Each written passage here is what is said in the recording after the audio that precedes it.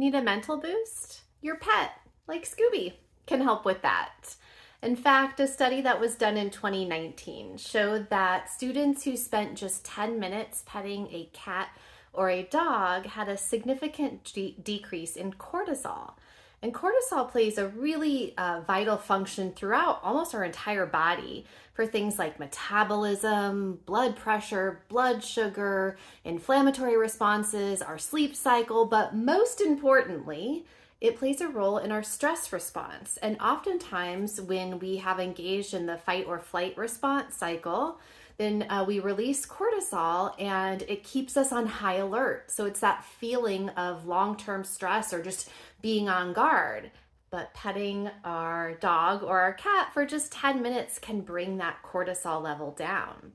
So interestingly, it can make us feel better in that way, but also another study that was done in 2011 showed that petting a dog for just 3 minutes could increase oxytocin, and it's known as the love hormone, because oxytocin is associated with us, feeling relaxed, increasing the level of trust that we feel in romantic relationships and our psychological stability. But most importantly, oxytocin can help to decrease stress and anxiety.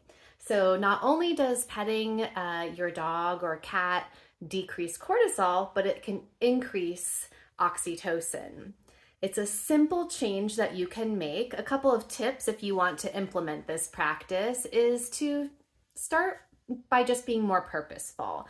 Many of us don't need a reminder to pet or play with our dog, but we can pause in the moment or maybe linger there a little bit longer, knowing that we're doing something not only to care for our dog, like Scooby, who apparently is being camera shy, but also we're caring for ourselves. So it's not meant to make one more thing on the to-do list. So we certainly don't need to put pet dog on the to-do list, but just linger in the moment, try and savor it, try and do it a little bit longer or maybe more frequently. So try adding it into your day when maybe you aren't ordinarily doing it. So for example, if you're someone who comes home from work and you are bringing all of the stress of the day home with you, you can be a little more purposeful and choose that time to maybe play fetch or just pet the dog and try to get some of those hormones released so that you're in a better spot to enjoy your family or your free time.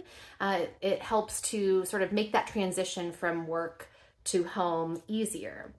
Or for those of you who are working from home, which I know a lot more people do that now, petting your dog can sort of serve as the break in the day, like walking to the water cooler might have used to if you worked in an office. So you can purposely set aside a 2, 3, 4-minute break where you pet your dog and you just walk away feeling better. And that's because it helps with the oxytocin release as well as with regulating cortisol. So give it a try this week, see how it goes. If maybe you can pet your dog a little more frequently, they don't even have to know that you're doing it for you. See how it goes and let me know. These are easy tips for people to implement to decrease stress and anxiety and build resilience. Changing our habits, prioritizing health and wellness doesn't have to feel overwhelming. We can even involve Scooby.